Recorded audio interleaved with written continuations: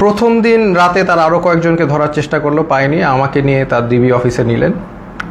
ওইখানে যে অবস্থা, মানে একটা ভয়ঙ্কর অবস্থা, মানে 80-100 জনের মতো লোক ছোট একটা স্পেসে, মানে কেউ বসলে কেউ শয়, কেউ শুইলে কেউ বসে, একসাথে সবাই শোয়ার স্পেস নাই। ওইখানে আরেকটা এশিয়ান ইউনিভার্সিটির একজন প্রফেসর ছিল, উনি মানে শোয়ারই চান্স পায়নি, উনি বসেই ছিলেন, কেন স্পেস নাই, মানে এত একটা কনজাস্টেড এরিয়া, ফ্যান নাই, একটা রুমে কিছু এসি ঢুকে আর বাকি সব রুমে হচ্ছে মানে একদম ফ্যান নাই, কিছু নাই, সব সময় লাইট থাকে, সব সময় সাউন্ড থাকে, আপনি ঘুমাতে পারবেন না। তো ওইখানে ঢুকে প্রথম দিন তো আমার খুব মানে অবস্থা ভালো না। আমার তেমনি আপনারা জানেন স্পাইনে প্রবলেম হওয়ার কারণে আমার এমনি সবসময় পেইনে থাকে, আমি নিউরোলজিক্যাল পেইনে থাকি, ফিজিওথেরাপি করলে কমে, আবার নাহলে বেড়ে যায়। সেই সিচুয়েশনে আমাকে এরকম একটা জায়গায় নিয়ে গেল যেখানে আমার কোনো বসার জায়গা নেই, সব পুরাটাই ফ্লোর, হার্ড ফ্লোর, তাও আবার মুভ করার তো কোনো স্কোপই নাই, শত শত মানুষ। তো এরকম জায়গায় প্রথম একদিন ছিলাম, ওই রাতে ছিলাম। তারপরের দিন ওরা আমাকে ডেকে নিয়ে গেল উপরে নিয়ে তারা আমাকে প্রশ্ন করলো যে আপনি ব্র্যাকে কয়জন শিবির আছে। আমি বললাম আমি তো শিবির করি না, আমি কীভাবে জানবো ব্র্যাকে শিবির কয়জন আছে বাকি। এরকম অনেক প্রশ্ন করলো বারবার। তারপর অ্যাট ওয়ান পয়েন্ট তাদের মধ্যে ওই হানাদার লিগার বাহিনীর একজন, উনি আর কি জিজ্ঞেস করলো, বলেন তো এই কোটা দিয়ে আপনি এত কথা বলেন, কোটার পদ্ধতি কি, বিসিএস এর সিলেকশন প্রসেসটা কি। তা আমি তো আসলে বলতে পারি নাই, কারণ হচ্ছে আমি মানে মেন্টালি তো ওই লেভেলেই নাই, তাই না, আমি একটা মানে ভয়ঙ্কর একটা অবস্থায় আছি, ওই লেভেলেই নাই। তো তারপরে ওরা কি করলো, ওরা এসে আমাকে মনে করেন আমাকে ধাক্কা দিল, আমার তো স্কেচ নিয়ে হাঁটতে হয়, আপনারা জানেন একটা লাঠি নিয়ে হাঁটতে হয়, সে আমাকে ধাক্কা দিল, তারপর আমার মুখে হিট করা শুরু করলো। তো হিট করা শুরু করলো আমাকে, 6টা হিটের পরে আমি আসলে মানে অজ্ঞান হয়ে যাচ্ছিলাম। তো অজ্ঞান হয়ে যাচ্ছিলাম, তারা আমাকে বলে না ডোন্ট এরকম করে আমাকে দাঁড় করাইলো, আবার 2-4 বার হিট করলো। তো তারপরে তারা আমাকে মানে বললো যে আপনি তো খুব খারাপ জায়গায় আসছেন, আপনার বাম পায়ে প্রবলেম, ওই ডান পাকে আমরা একদম করে আপনাকে পুরোপুরি লুলা বানাই দেবো।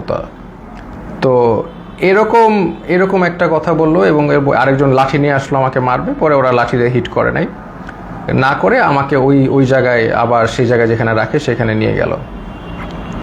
তো ওই জায়গায় আবার আমার থাকা শুরু হলো। মানে ওইখানে এমন একটা জায়গা, বললাম তো, কেউ যে এটা ফার্মের মুরগির মতো, ওইখানে কেউ মুভ করতে পারে না, কারণ এত মানুষ, এত শর্ট জায়গায় মুভ করার, কেউ হাঁটার কোনো সিস্টেম নাই।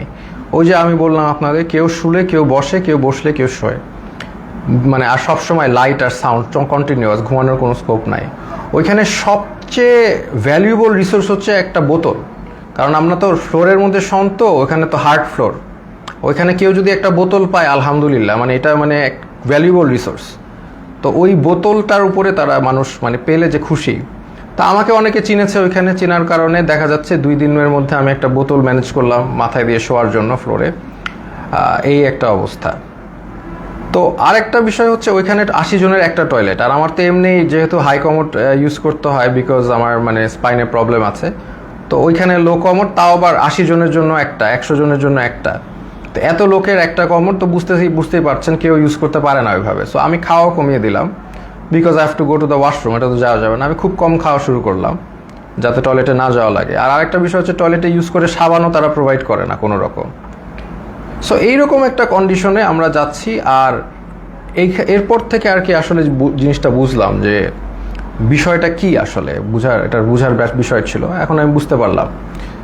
তো তারা প্রতিদিন ডাক দিবে, নাম কল করবে, ধরেন আপনার নাম হচ্ছে, ধরেন আমার নাম আসিফ মাহতাব, ধরে বলবে আসিফ মাহতাব, বাবার নাম শাহাবুর রহমান, এরকম বলে নিয়ে যাবে, নিয়ে চোখ বাঁধবে, মুখ বাঁধবে, তারপর তাদেরকে ঝুলায় টর্চার করতে থাকবে, বাড়ি দিতে থাকবে, বিভিন্নভাবে টর্চার, লাঠি দিয়ে পিটাবে, পায়ের তলায় পিটাবে, হাড়ের বুন্দে মারবে, মানে মানুষের শরীর নীল অবস্থায় তারা ফিরে যায়, সারা শরীর মারতে মারতে রক্ত জমাট বেঁধে নীল অবস্থায় এক একজন লোক ফিরে জাস্ট। এবং তারা সাইকোলজিক্যালি একদম মানে অবভিয়াসলি নর্মাল না, কারণ তারা এখন নাম শুনলে, তাদের নামটা ডাক দিলে তারা ভরকায় ওঠে যে এখন মনে হয় তাদেরকে নিয়ে টর্চার করবে। তো এইরকম অবস্থা আমি দেখলাম বিষয়টা যে এরকম চলছে।